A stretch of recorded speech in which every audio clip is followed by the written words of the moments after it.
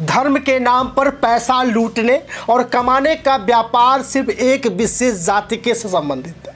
वो नहीं चाहते कि कोई दूसरा व्यक्ति आए वो धर्म के नाम पर पैसा कमाए।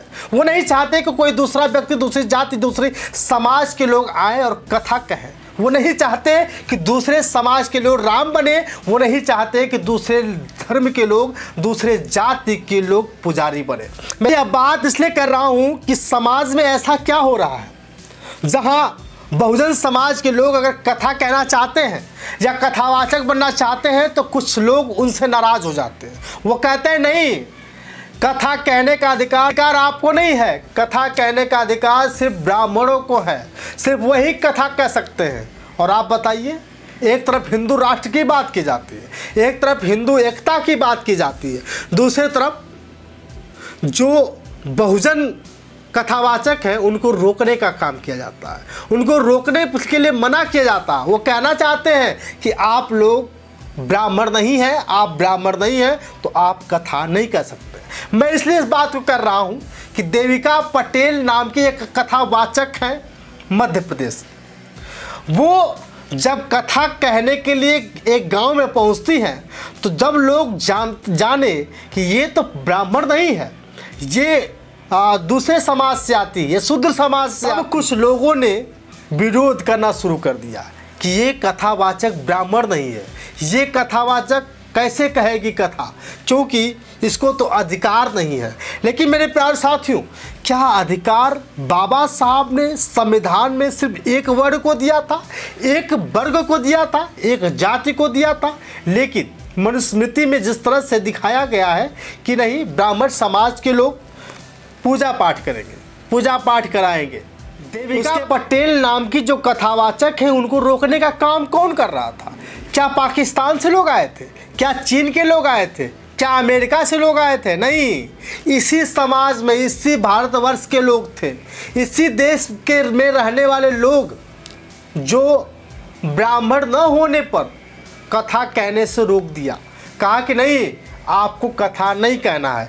सवाल आपसे है कि जब संविधान नहीं था, सवाल आपसे है कि जब अंग्रेज़ नहीं थे, सवाल आपसे है कि जब मुसलमान शासक नहीं था, जब दिल्ली की सल्तनत रही और मोहम्मद काशी और गजनवी सहित खिलजी नहीं आए थे, तब क्या, तब आपकी सामाजिक हैसियत क्या थी? मेरे प्यारे साथियों, आज पूरा समाज पूछता है कि क्या पूजा पाठ करने का हक और अधिकार सिर्फ उन्हें ही है? खबर यहीं तक नहीं रुकती है। कभी ओबीसी होने के वजह से आपको कथा कहने से रोका जाता है, तो कभी हिजाब पहनकर अगर स्कूल जाते हैं परीक्षा देने के लिए तो हिजाब पहनकर परीक्षा देने से रोका जाता है। साथ ही उत्तर प्रदेश के सोनभद्र के चोपन के एक गांव की घटना आपको बता दूं। एक दलित परिवार भगवान नर्मदेश्वर महादेव की मंदिर बनाया था और कथा कहने के लिए अयोध्या की जो राजेश्वरी है उनको बुलाया था।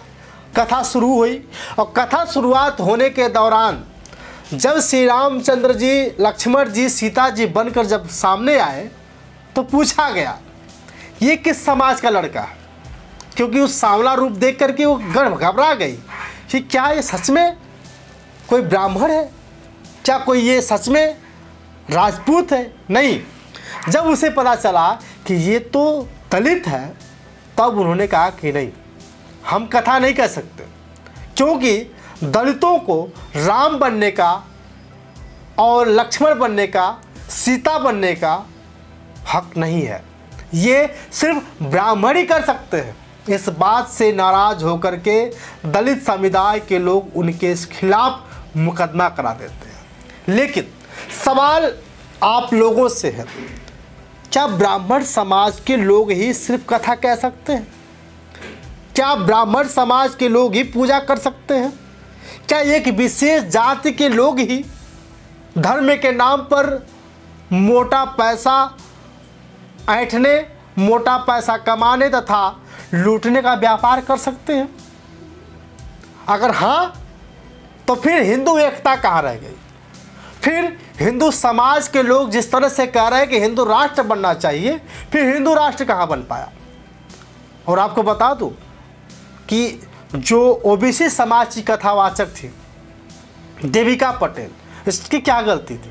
ये तो भगवान का गुणगान कर रही थी, ये तो कथा कहने गई थी। इसको इसलिए रोक दिया गया क्योंकि ये ब्राह्मण नहीं थी। स्कूल में परीक्षा देने पहुंची कुछ मुस्लिम बच्चियां, उनसे हिजाब उतारने की बात कही गई कि आप हिजाब उतार कर आओगे तब ही आपको परीक्षा देने दिया जाएगा।